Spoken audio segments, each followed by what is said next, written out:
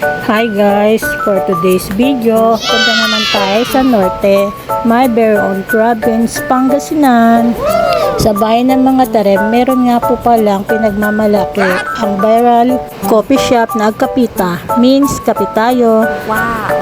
Bago ka makarating, ito ang iyong dadaanan. Napakahabang tulay na kawayan. Pero sigurado ako mag-i-enjoy ka habang natuloy ka dyan. Kaya hindi namin pinalampas, pumunta kami talaga. At ayan nga, sinimulan na naming maglakad papunta doon. Enjoy naman ang mga bata at si mother. At ayan nga, si Angela, ginabayan ng apo ang lola. Kahaba-haba kasi ng lalakaran.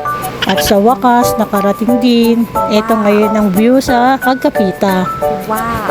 Marami ring food na pagpipilian dyan. At meron din silang live band. Yes! Medyo gumagabi na dyan, kaya nadagsa na ang mga tao. Wow! Ayan ang mga person, waiting ng orders. Uy mga person, unting tiyaga-tiyaga lang at dadating na rin ang ating orders, miya-miya lang. Video muna tayo habang wala pang orders. Meron din pala diyang stairways to heaven na tinatawag nila. Ayun yung hagdan. Papuntang moon. Oh, ayan na si Angela. Nasa moon na. Joke lang. Ayan no, habang nag-aantay, may live band din. Siya, mag-sounds muna tayo habang wala pang food. Konting tiyaga na lang. Darating na rin. Darating na rin ang swerte sa buhay. Oy, joke lang. Hay, salamat. Dumating na rin. Wow! Ito na pala ang order ng mga person. Ayan, tuwang-tuwa na sila at makakakain na rin kami. Kain tayo guys. Happy na ang mga person. Happy na rin ang Tami. Yes! At pati na rin si Nami. Happy na rin. Hindi lang sa lakaran kasama si Nami, pati rin sa kainan. Siyempre, hindi yan magpapaiwan.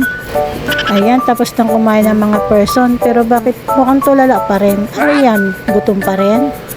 Pero si Nami, tuwan-tuwa. Si ate, tulala rin. May tulala contest siguro. Uy, joke lang. Ayan, while waiting ng billing, magpipicture taking daw muna sila. Pupunta ulit sila sa moon. Kanya-kanya muna silang post. Kung may nakaharap, syempre may nakatalikod din. Ayan, nakabayad din. Kala namin hindi na kami makakabayad. Maghuhugas ng plato. Kanya-kanyang eskapo na dyan. Ayan, lakad ulit sa mahabang tulay.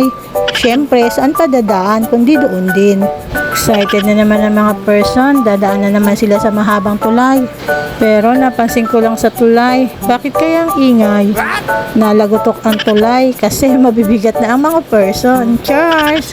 Ayan guys, pauwi na kami at nakaraos na rin. Mga busog na ang person, pati si Dambu, hirap na rin sa amin. Hanggang sa susunod na gala. Thank you for watching.